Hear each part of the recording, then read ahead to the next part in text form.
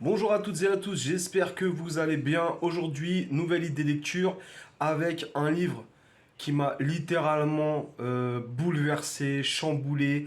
Il n'y a pas de mots assez forts pour décrire ce que j'ai ressenti en lisant ce livre. J'ai pleuré, j'ai dû arrêter plusieurs fois, c'est pour ça que j'ai mis du temps à le lire.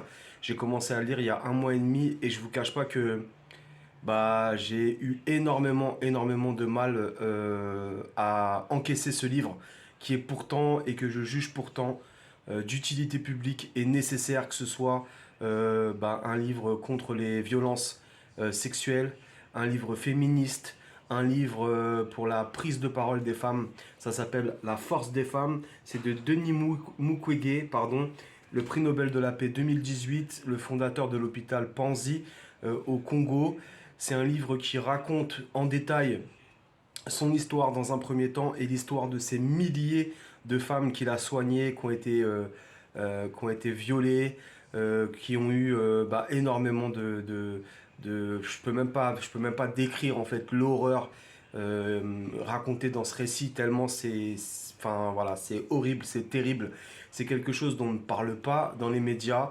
C'est vraiment un livre qui est nécessaire euh, pour lutter contre ça, pour la libération de parole des femmes, pour aussi mettre en lumière malheureusement en fait ces massacres, ce génocide au Congo, dans la région Kivu, du nord Kivu et du sud Kivu au Congo, des massacres qui sont opérés par le Rwanda, par aussi certains rebelles congolais, par le Burundi, par l'Ouganda. Je sais même pas exprimer tout ce que je pourrais ressentir. J'ai pleuré, j'ai été en colère, j'ai eu envie, voilà, j'ai failli même perdre la foi en lisant ce livre tellement c'est horrible ce qui est décrit.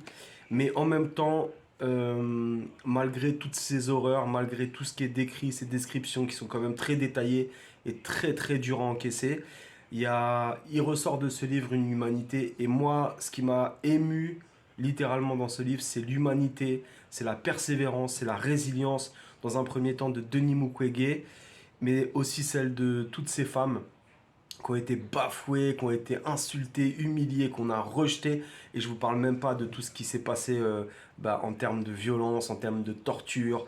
Voilà, il n'y a aucun mot, il y a aucun mot pour décrire ce que ces femmes ont vécu.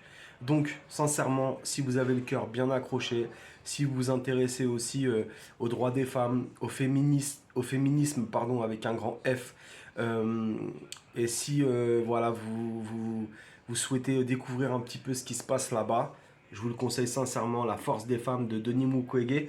Je vais vous lire la quatrième de couverture et un extrait. Je vais essayer de lire un extrait qui est pas trop dur. Voilà, un extrait qui est pas trop dur. Je vais prendre les premières pages qui sont moins dures que le reste, hein, voilà, où on décrit moins les atrocités que ces femmes ont subies. Surnommé l'homme qui répare les femmes. D'ailleurs, il y a un reportage que je vous conseille qui est disponible sur YouTube, sur YouTube. L'homme qui répare les femmes, je vous le conseille. Pareil, très dur à regarder, mais nécessaire.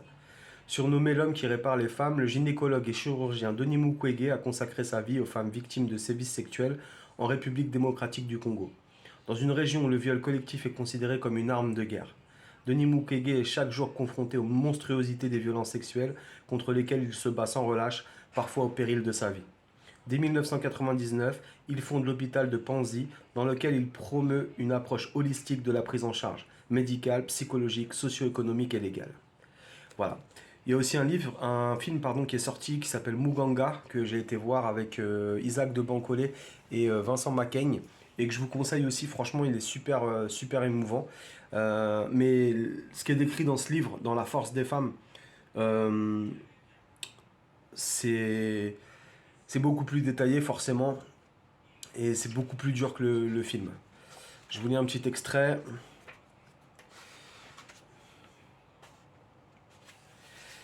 Durant cette période, j'étais pris dans un tourbillon d'émotions. J'ai développé une profonde admiration pour les femmes des villages autour de l'Éméra et la façon dont elles géraient stoïquement leur grossesse et leur accouchement dans des conditions précaires. Mais j'éprouvais aussi de la pitié et de la colère à l'idée qu'elles soient à ce point abandonnées par un gouvernement incapable de leur fournir les infrastructures nécessaires pour donner la vie dans de bonnes conditions. J'ai compris que la raison en était leur statut social inférieur. Mourir en couche était l'un des nombreux périls auxquels les femmes devaient faire face sans bruit ni espoir de reconnaissance. Les hommes n'y prêtaient aucune attention. Presque toutes les femmes enceintes qui venaient en consultation étaient accompagnées par leur mère ou belle-mère, jamais par leur mari. Celles qui souffraient de complications au cours du travail ou qui avaient besoin de soins urgents étaient amenées à l'hôpital par des hommes, souvent le conjoint, mais leur implication s'arrêtait là. Presque aucun ne restait pour la naissance ou pour les suites de l'opération. Encore aujourd'hui, au Congo, les pères n'assistent presque jamais à la naissance comme en Occident il y a encore quelques générations. Et par la suite, les hommes rechignent à s'occuper des enfants. Ce schéma est présent dans presque toutes les sociétés farouchement patriarcales. Je discutais souvent de leur mari avec mes patientes de l'EMERA. Plus récemment, j'ai fait une modeste tentative dans mon hôpital afin de changer les comportements en faisant construire des chambres individuelles où les femmes peuvent accoucher en présence de leur conjoint. Hélas, ça n'a pas rencontré un grand succès. L'objection majeure, c'est que ce n'est pas la tradition que les hommes assistent à une naissance, qu'ils ne doivent pas voir leur femme nue et vulnérable. Certains s'inquiètent aussi du fait que leur mari puisse cesser de les trouver attirantes. C'est vrai, un accouchement n'a rien d'attirant. Il y a des grognements, des cris, du sang et des matières fécales. Mais cette attitude révèle une croyance sexiste qui relègue la femme au rang d'objet de désir et de plaisir pour son mari. Avez-vous déjà rencontré un homme qui refuse que sa femme ou sa compagne soit à ses côtés quand il souffre?